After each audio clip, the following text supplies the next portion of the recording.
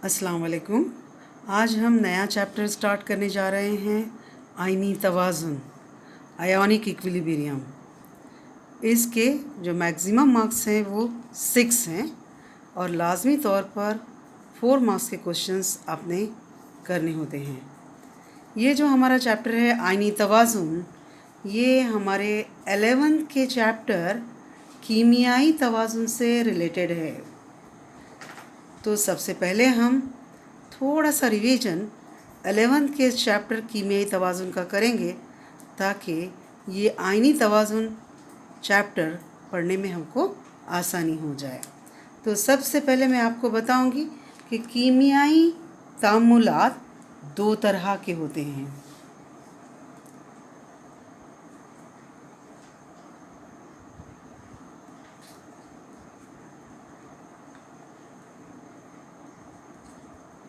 कौन कौन से? एक तो गैर माकूसी तामुलात,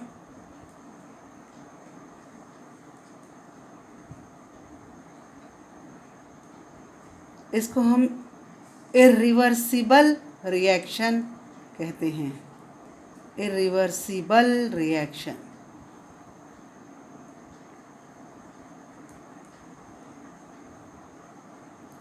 गैर माकूसी तामुलात या फिर हम इसको गैर मराजी तामुलात भी कहते हैं। ये कैसे तामुलात होते हैं? ये ऐसे तामुलात होते हैं जिनमें आमिल अशिया अमल करके आपको हासिल अशिया दे देती है, लेकिन हासिल अशिया वापस अमल करके आपको आमिल अशिया नहीं देती, यानी रिएक्शन वापस नहीं पलटती। देखिए, इस तरह के तामुलात में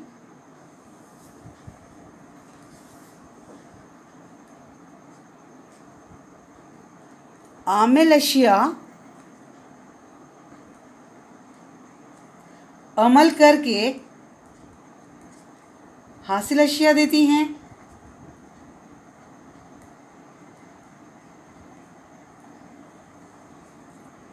लेकिन हासिल अशिया फिर से अमल करके आमिल अशिया नहीं देती।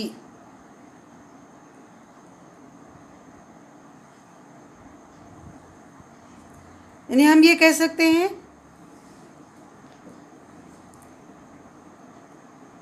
कि ये अमल सिर्फ एक सिम्त में होता है,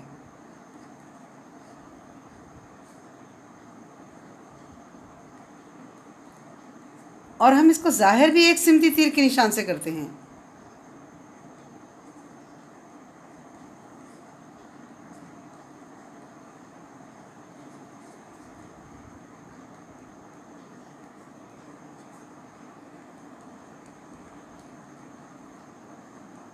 इस तरह का तीर का निशान।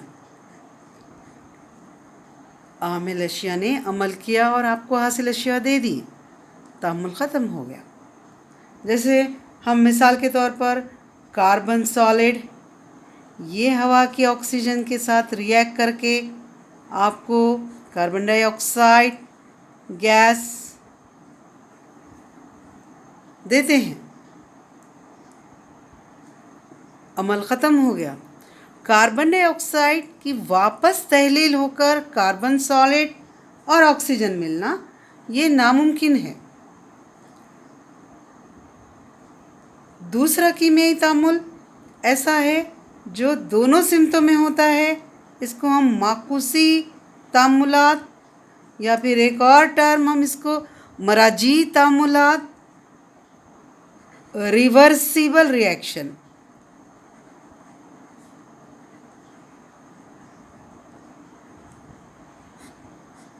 कहते हैं।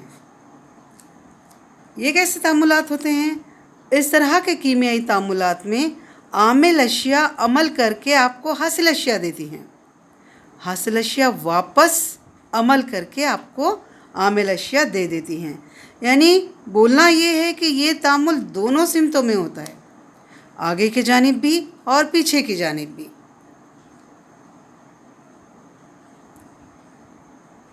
इस तरह के तामुलात में आमिल अशिया अमल करके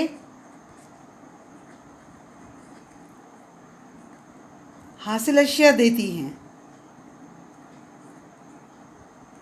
जैसे ही हासिल अशिया तैयार हुई, वो आपस में अमल करके फिर से आमिल अशिया देती हैं। हासिल अशिया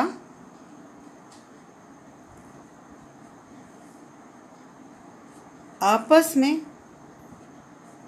अमल करके दोबारा आमिल अशिया देती हैं। यानी बोलना क्या है, यानी ये अमल दोनों सिमतों में होता है।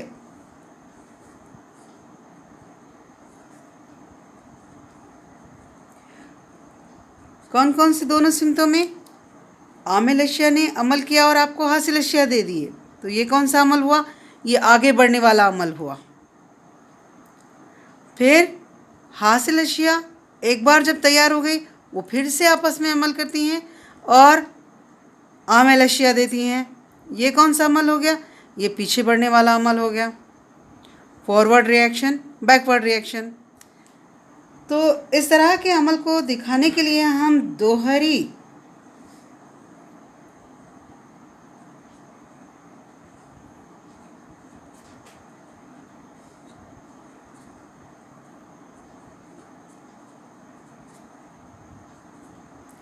या फिर हम कह सकते हैं दो सिमती तीर के निशान का इस्तेमाल करते हैं।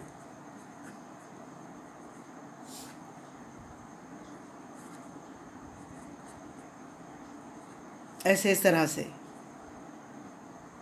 ये आगे बढ़ने वाला अमल, ये पीछे बढ़ने वाला अमल। एक बहुत अच्छी मिसाल हमारे पास माकूसी तामुलात की, हैबर के तरीक़े से अमोनिया की तैयारी।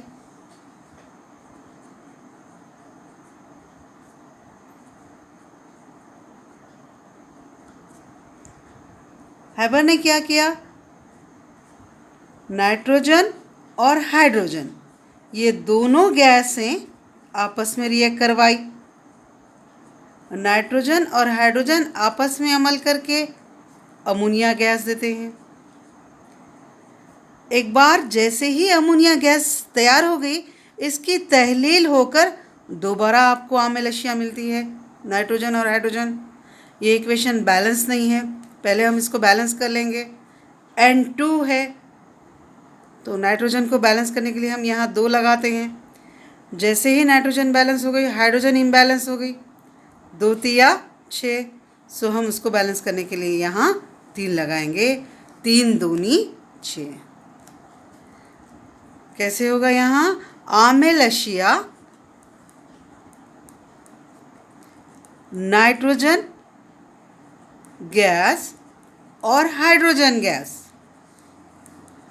ये दोनों आपस में अमल करके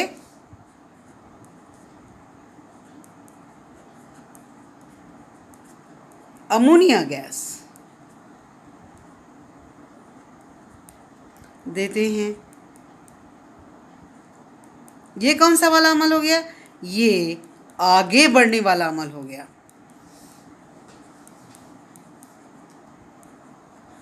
हम इसको इंग्लिश में क्या कहेंगे? Forward reaction.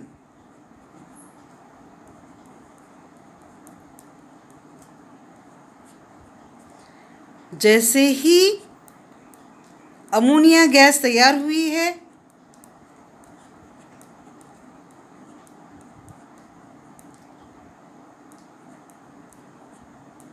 पीछे बढ़ने वाला अमल शुरू हो जाता है।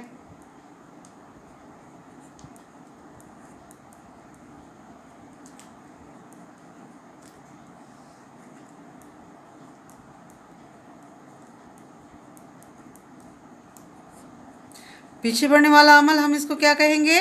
Backward reaction.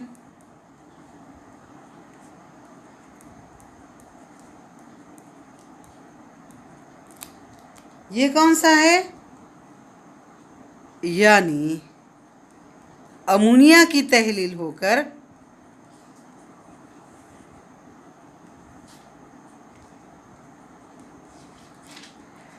नाइट्रोजन गैस और हाइड्रोजन गैस हमको मिलती है।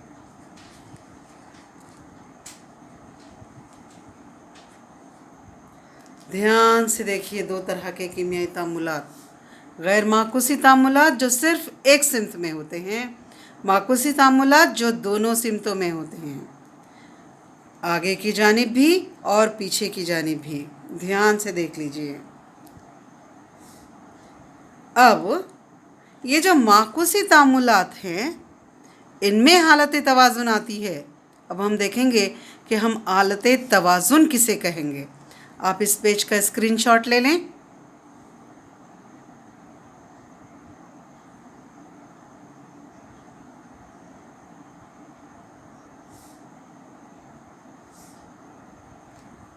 ये हमारे 11th स्टैंडर्ड का रिवीजन है।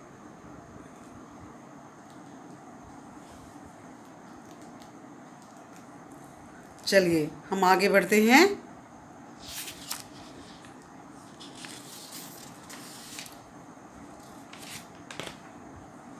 कीमियाई तवाज़ुन।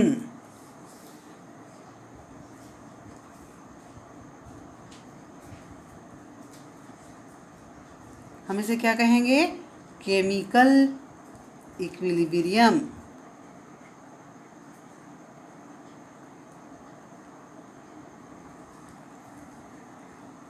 ये किस तरह के कीमियाई तामुलात में क़ायम होता है? ये माकूसी कीमियाई तामुलात में।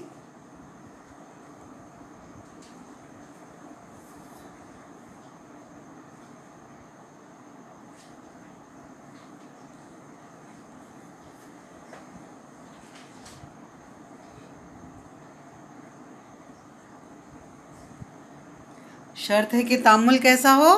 माकूसी हो, दोनों सिमतों में होता हो। ऐसा कीमियाई तामुल जो दोनों सिमतों में होता है उसको हम मराजी या माकूसी कीमियाई तामुल कहते हैं। अब इसमें हम ऐसे फ़र्ज़ करते हैं कि ए और बी है, ये दोनों आमिल अशिया अमल करके हमको हासिल अशिया सी और डी दे रहे हैं। सी और डी वापस अमल करके हमको ए और बी दे रहे हैं। ये आगे बढ़ने वाला अमल है, फॉरवर्ड रिएक्शन। ये पीछे बढ़ने वाला अमल है, बैकवर्ड रिएक्शन। इसकी शरह होगी जिसको हम रेट ऑफ फॉरवर्ड रिएक्शन कहते हैं, आगे बढ़ने वाले अमल की शरह। ये जो अमल है सी और डी अमल करके आपको ए और बी दे रहे, ये पीछे बढ़ने वाला अमल है, इसकी शरह होगी जिसको हम रेट ऑफ बैकवर्ड रिएक्शन कहते हैं। ये हमने 11th में देखा है। तो माकूसी कीमियाई तामुलात में एक ऐसी हालत आती है जिसमें आगे बढ़ने वाले अमल की शरह ये पीछे बढ़ने वाले अमल की शरह के मसावी हो जाती है। इस हालत को हम हालत तवाज़ुन कहते हैं। कैसे लिखेंगे हम तवाज़ुन की तारीफ? तामुल की वो हालत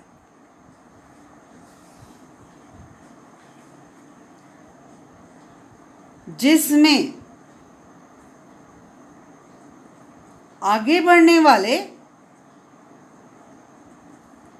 अमल की शरह ये पीछे बढ़ने वाले अमल की शरह के मसावी हो जाती है।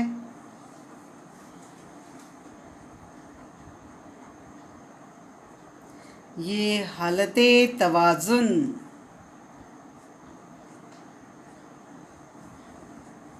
कहलाती है। यानी rate of forward reaction is equal to rate of backward reaction.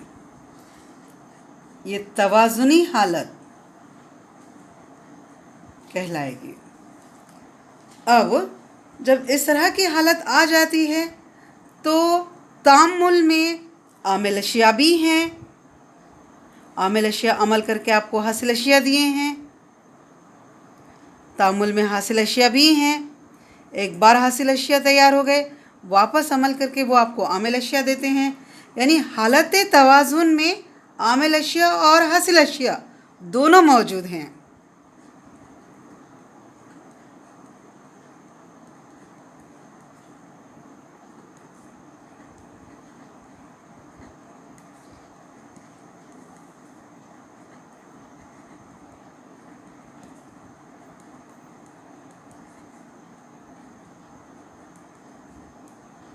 और समझने की कोशिश कीजिए बच्चों, दोनों का इर्तिकाज़ मुस्तकिल है, क्योंकि दोनों जो कीमियाई तामुलात है वो मसावी शरह से आगे बढ़ रहे हैं।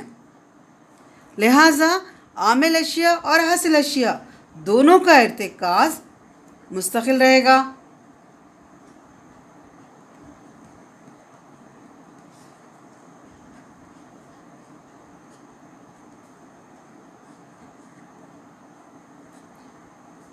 और मैंने आपको एक बात 11th में समझाई थी कि हालत तवाज़ुन ये डायनामिक नोयत की है।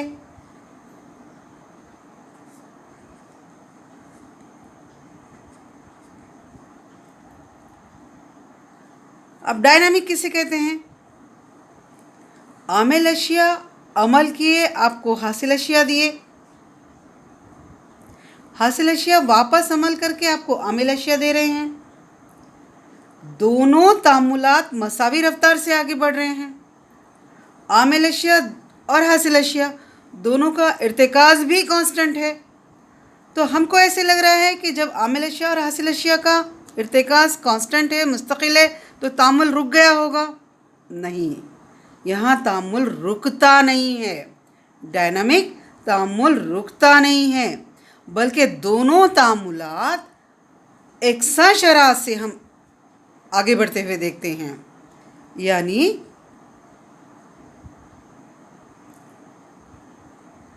दोनों तामुलात में से कोई नहीं रुकता।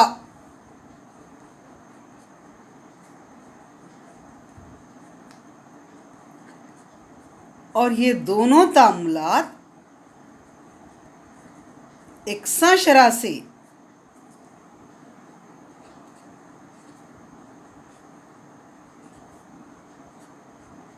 आगे बढ़ते हैं। हमको ऐसा लगता है कि तामुल रुका हुआ है, लेकिन नहीं, दोनों तामुलात आगे बढ़ने वाला अमल और पीछे बढ़ने वाला अमल, ये दोनों एक ही शरह से आगे बढ़ते हैं। यही तो रीज़न है कि दोनों का इर्तिकाज़ मुस्तकिल होता है। तो ये कुछ खुसूसियात हो गई जो कीमियाई तवाज़ुन की हैं। कीमियाई तवाज़ुन की खुसूसियात।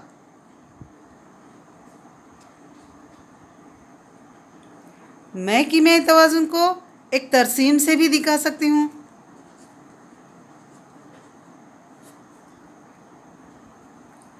इस तरसीम में हम कीमियाई तामुल की शरह वाई एक्सिस पर लेंगे, रेट, और एक्स एक्सिस पर हम वक्त लेंगे।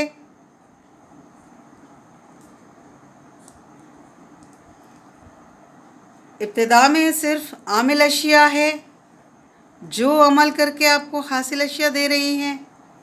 ये इस तरह से शुरू में हासिल अशिया नहीं है, लेकिन जब आमिल अशिया अमल करके आपको हासिल अशिया दे रही हैं, एक बार हासिल अशिया तैयार हो गई, वही हासिल अशिया फिर से अमल करके आपको आमिल अशिया देने लगती हैं।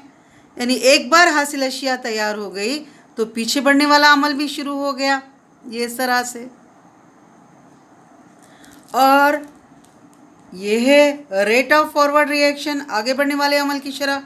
ये है रेट ऑफ बैकवर्ड रिएक्शन, पीछे बढ़ने वाले अमल की शरह। एक ऐसा वक्त आएगा जब आगे बढ़ने वाले अमल की शरह और पीछे बढ़ने वाले अमल की शरह ये मुतवाज़न हो जाएगी, मसावी हो जाएगी। और ये हालत, इस हालत को हम कीमियाई तवाज़ुन की हालत कहते हैं। ये हमने 11th में पढ़ा है। इस हालत को हम कीमियाई तवाज़ुन की हालत कहते हैं। इसमें रेट ऑफ फॉरवर्ड रिएक्शन ये रेट ऑफ बैकवर्ड रिएक्शन के मसावी होगा। ध्यान से, ये हमारा 11th का पोर्शन है, लेकिन हमको अब इस चैप्टर में ज़रूरत पड़ेगी, इसलिए आप ले लें इसको। आप इसका स्क्रीनशॉट ले लें।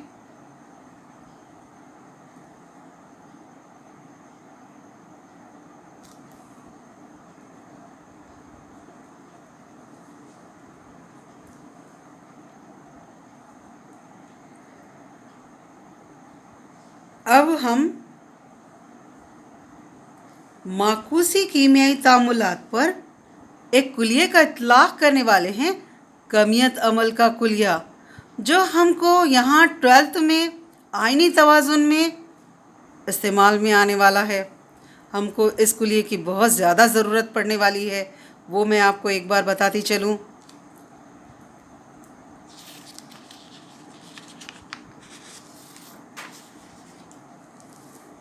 इसको हम कहते हैं कमियत अमल का कुलिया।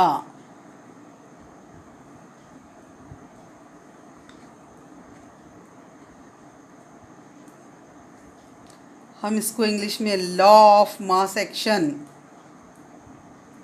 देखा है हमने।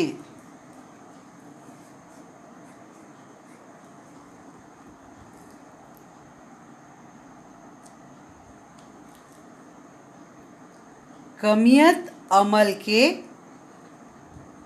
कुलिये के मुताबिक क्या रहेगा? कीमियाई तामुल में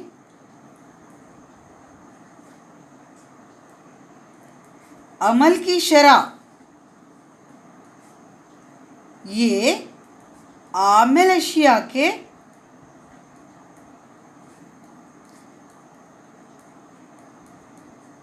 इर्तिकाज़ के रास्त तनासुब में होती है।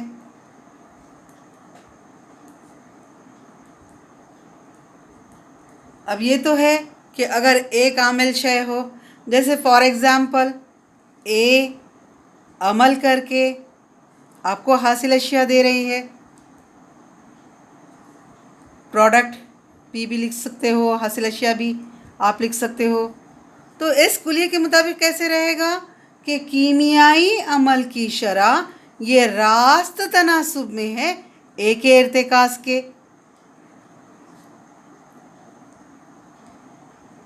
क्योंकि कुलिया कहता है कीमियाई तामुल में अमल की शरह ये आमिल अशिया के इर्तिकाज़ के रास्त तनासुब में होती है। अब अगर आमिल अशिया एक से ज़ायद हों, जैसे ए और बी अमल करके आपको हासिल अशिया दे रहे हैं, तब कीमियाई अमल की शरह कैसे होगी? कीमियाई अमल की शरह ये ए और बी इन दोनों के इर्तिकाज़ के हासिल ज़रब के रास्त तनासुब में होती है। हम यहाँ एक्सटेंड करेंगे, लेकिन अगर आमिल अशिया दो हों या दो से ज़ायद हों तो अमल की शरह उनके इर्तिकाज़ के हासिल ज़रब के रास्त तनासुब में होती है।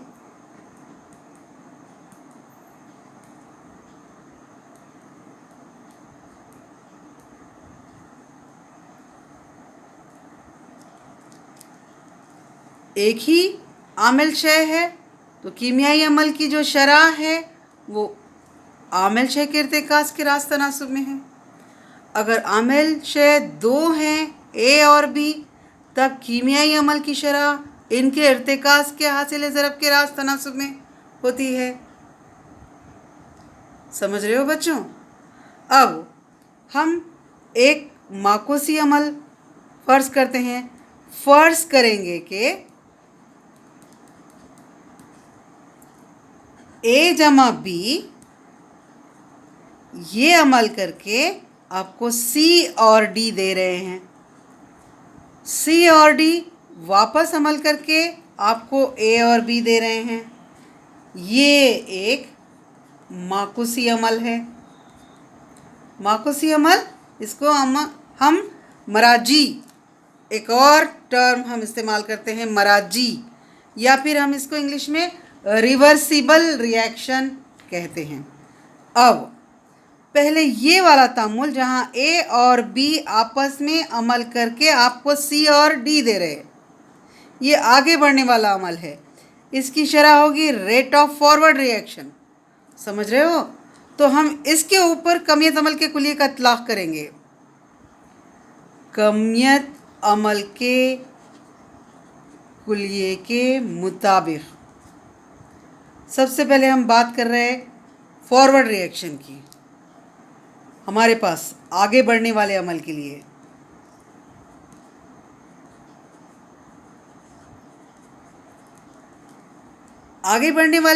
आमिल अशिया कौन सी हैं? आगे बढ़ने वाले अमल के लिए आमिल अशिया ए और बी हैं। आगे बढ़ने वाले अमल के लिए कीमियाई अमल की जो शरह है इसको हम बोलेंगे रेट ऑफ फॉरवर्ड रिएक्शन। ये कमियत अमल के कुलिये के मुताबिक रास्त तनासुब में है आमिल अशिया के इर्तिकाज़ के। यहाँ आमिल अशिया कौन सी है? ए और बी आमिल अशिया के इर्तिकाज़ के हासिल ज़रब के रास्त तनासुब में है, क्योंकि ये दो हैं, आमिल अशिया दो हैं। अब ये रास्त तनासुब की ये जो अलामत है ये निकाल कर हम कुछ ना कुछ मुस्तकिल लगाते हैं। चूँकि बात शरह की चली है लिहाजा हम शरह का मुस्तकिल लगाएंगे। के एफ ए का इर्तिकाज़ इंटू बी का इर्तिकाज़, हम ये कह सकते हैं जहाँ के एफ ये शरह का मुस्तकिल है, आगे बढ़ने वाले अमल के लिए शरह का मुस्तकिल है।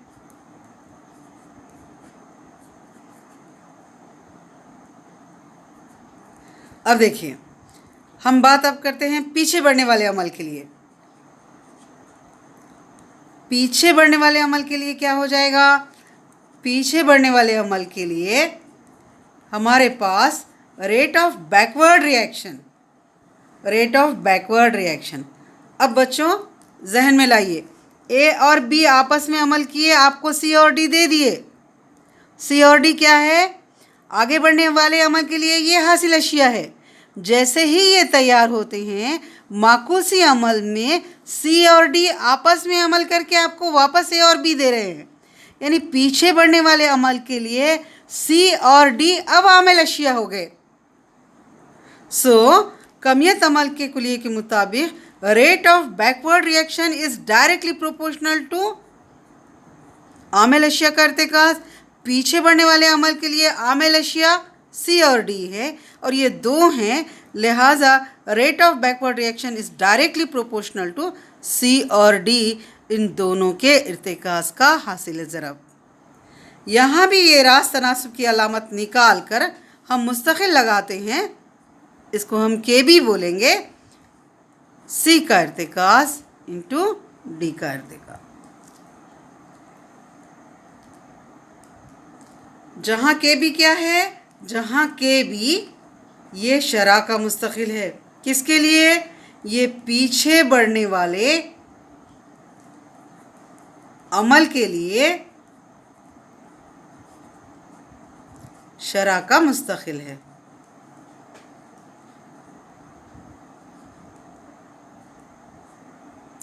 देखो बच्चों, हमने कहा है मराजी अमल में एक ऐसी हालत आती है जहां आगे बढ़ने वाले अमल की शरह ये पीछे बढ़ने वाले अमल की शरह के मसावी होती है। इसको हम हालते तवाज़ुन कहते हैं। हालते तवाज़ुन में हमारे पास क्या हो जाएगा? हमारे पास हो जाएगा rate of forward reaction is equal to rate of backward reaction. हम दोनों की वैल्यूज़ रख देते हैं। यहाँ से RF की वैल्यू और यहाँ से RB की वैल्यू हम रख देते हैं। So KF into concentration of A into concentration of B is equal to KB into concentration of C into concentration of D। अब ये मुस्तकिल हम एक तरफ कर लेंगे। So KF upon KB is equal to concentration of C into concentration of D upon concentration of A into concentration of B।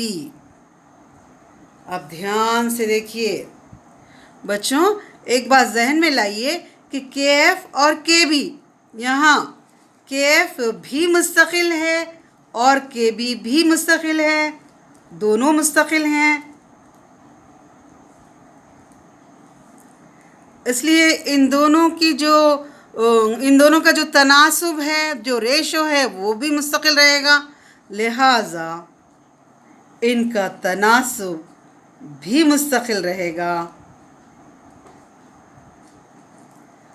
और हम इस तनासुब को KC नाम देंगे, एक नया मुस्तकिल। और KC is equal to C का इर्तिकास इंटू D का इर्तिकास डिवाइडेड बाय A का इर्तिकास इंटू B का इर्तिकास। और ये KC कहलाता है तवाज़ुने मुस्तकिल। कई बार हमको यहाँ आइनी तवाज़ुन में इसकी ज़रूरत पड़ने वाली है, KC की। जहन में लाइए बच्चों, बहुत ध्यान से देखिए, बहुत ध्यान से। अब आप इसका स्क्रीनशॉट ले लें। ये 11th का है। अब हम जा रहे हैं 12th पर। आप इसका स्क्रीनशॉट ले लें।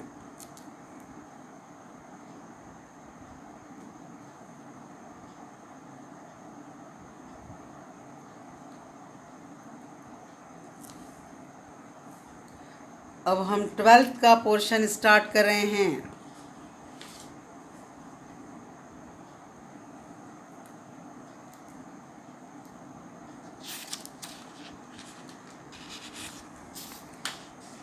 हमारे चैप्टर का पहला आर्टिकल और वो है बर्क़ गुज़ार, जिसको हम कहते हैं इलेक्ट्रोलाइट।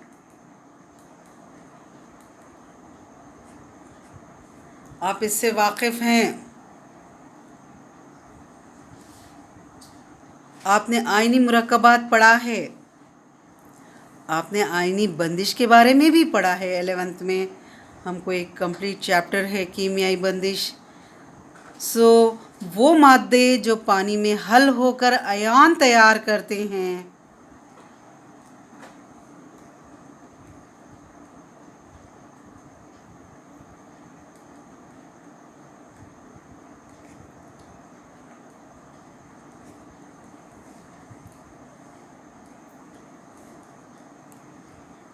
तो आबी महलूल में अब अयान तैयार हो गए। ये अयान जो है वो बर्क़ को ले जा सकते हैं, यानी इनके आबी महलूल से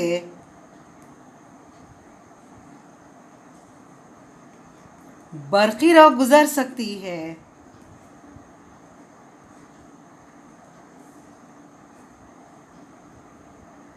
लिहाजा ये क्या कहलाते हैं? ये बर्क़ गुज़ार कहलाते हैं।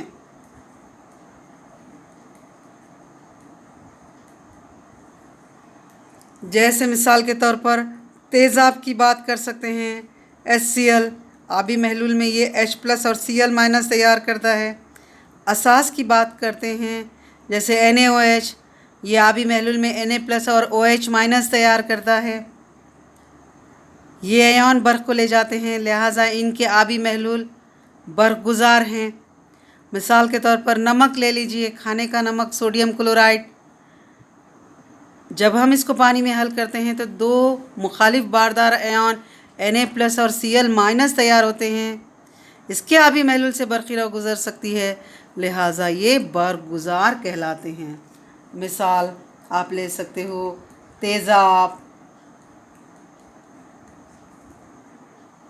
असास, या फिर आप ले सकते हो नमक वग़ैरह। अब हम नाबरगुज़ार किसे कहते हैं? Non electrolyte.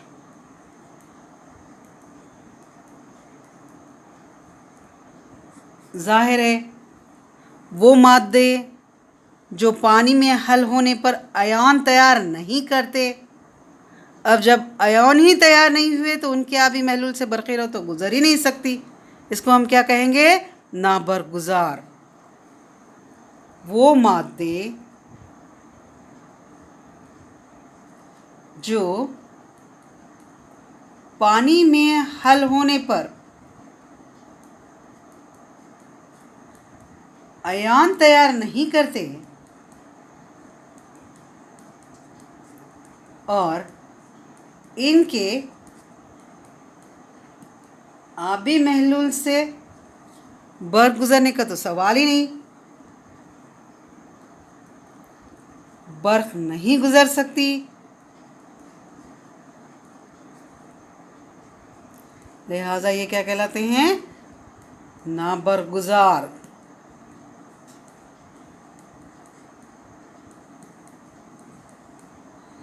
मिसाल आप शक्कर को पानी में डालिए, शक्कर C12H22O11 ये पानी में हल होकर सिर्फ आपको मीठा पानी मिलेगा, आयन नहीं मिलेंगे। लिहाजा शक्कर के पानी से बरक़िरा नहीं गुज़र सकती। उसी तरह से ग्लूकोज C6H12O6 इसको भी आप पानी में हल कीजिए, सिर्फ आपको मीठा पानी मिलेगा। इनके आबी महलूल से बरक़िरा नहीं गुज़र सकती। मिसाल शक्कर का महलूल, ग्लूकोज का महलूल,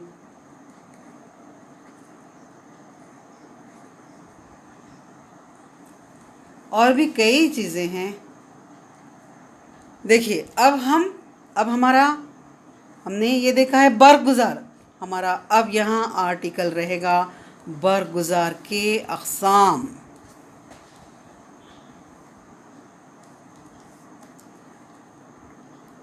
टाइप ऑफ इलेक्ट्रोलाइट। बरगुज़ार के 2 अक़साम हैं।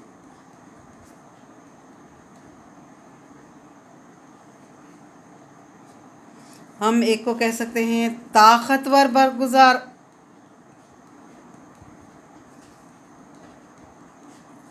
स्ट्रॉन्ग इलेक्ट्रोलाइट,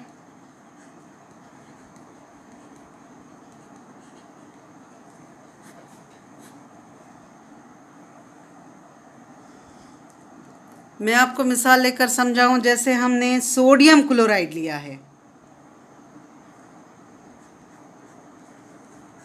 और इसको पानी में हल किया है, AQ पानी, तो जाहिर है पानी में हल करने के बाद ये अपने को Na+ और Cl- देगा।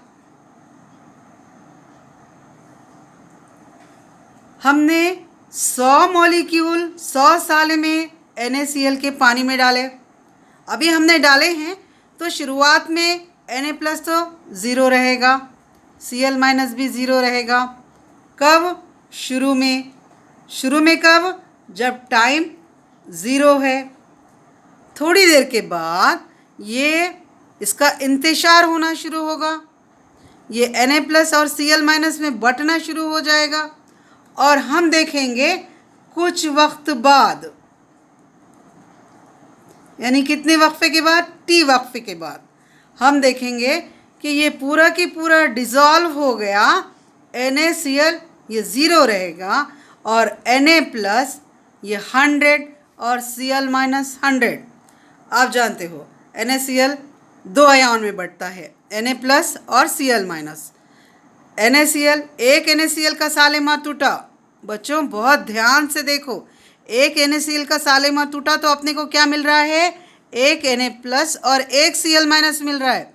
तो 100 NaCl के साले में जब इंतशार करेंगे तो हमको क्या मिलेगा? 100 Na+ और 100 Cl-, यानी ये ऐसा बरगुजार है जिसका आबी महलूल में मुकम्मिल इंतशार हो गया, या तकरीबन मुकम्मिल, एक आध सालिमा रह गया।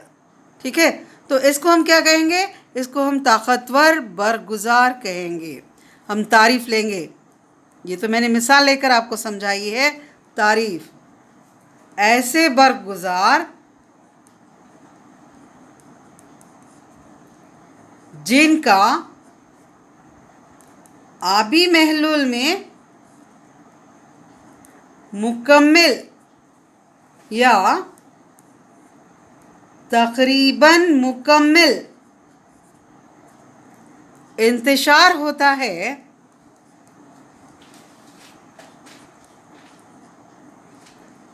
ताकतवर बरगुजार कहलाते हैं। इसमें हम मिसाल ले सकते हैं। तमाम ताकतवर तेज़ाब, आप जानते हो ताकतवर तेज़ाब HCl, HNO3, H2SO4। ताकतवर असास, आप इसकी मिसालें भी जानते हो, आपने 11th में देखी है। सोडियम हाइड्रोक्साइड ये ताकतवर असास है, पोटाशियम हाइड्रोक्साइड ये ताकतवर असास है। नमक, ताकतवर तेज़ाब और ताकतवर असास से मिलकर जो नमक तैयार होते हैं।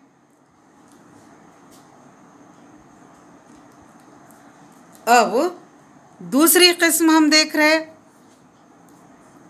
कमज़ोर बरगुजार, वीक इलेक्ट्रोलाइट।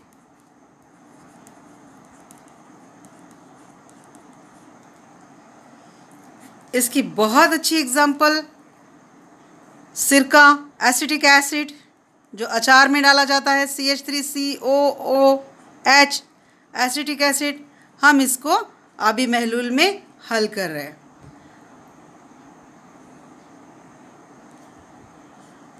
ये डिज़ोल्व होने के बाद आपको CH3COO- और H+ देता है, लेकिन ये आबी महलूल में मुकम्मिल इसका इंतशार नहीं होता, कुछ हद तक होता है। जैसे फॉर एग्ज़ाम्पल, मैंने शुरू में एसिटिक एसिड के 100 साले में,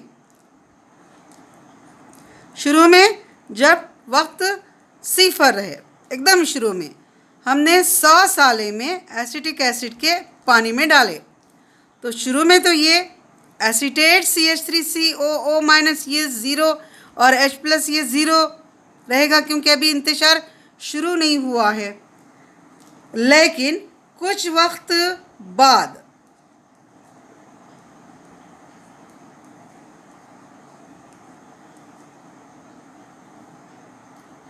हम देखेंगे कि 100 में से 15 सालिमों का इंतशार होता है, तो 15 CH3COO- और 15 H+ तैयार हुए। बाकी के 85 सालिमात जैसे कि वैसे बाकी रहे। जहन में लाइए, क्योंकि ये कमज़ोर बरगुजार है, इसका आबी महलूल में मुकम्मिल इफ्तिराह, मुकम्मिल इंतशार नहीं होता, कुछ हद तक होता है। फिर तारीफ कैसे लिखेंगे? तारीफ, ऐसे बरगुजार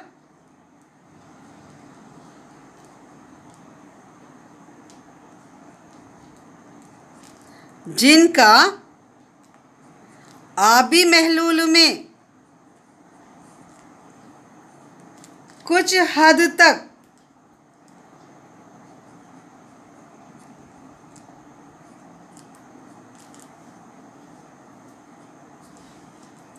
इफ्तिराक होता है,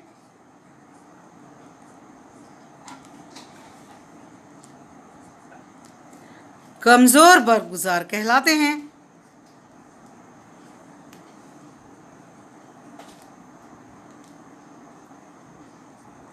अब ये कौन है?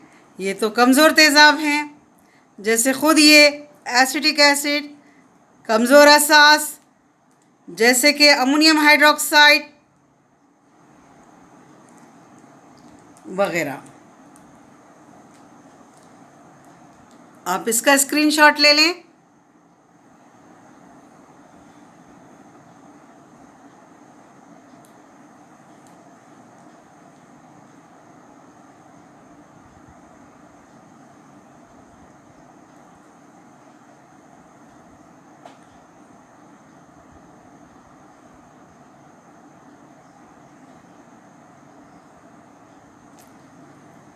अब ये जो कमज़ोर बरगुजार है, इसमें आपने देखा कि हमने तीर का निशान दोनों सिमतों में डाला है, यानी ये मराजी या माकूसी अमल है और इसमें तवाज़ुन कायम होगा।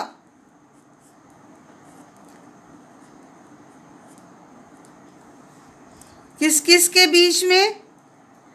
इफ्तिराक शुदा आयन और गैर इफ्तिराक शुदा एसिटिक एसिड, इन दोनों के दरमियान तवाज़ुन कायम होगा।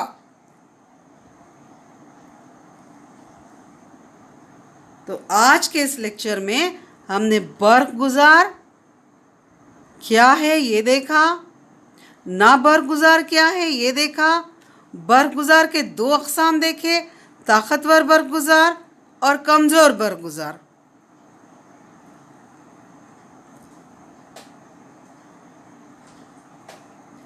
आने वाले लेक्चर में हम इफ्तिराक के दर्जे के बारे में बात करने वाले हैं। अल्लाह हाफिज़।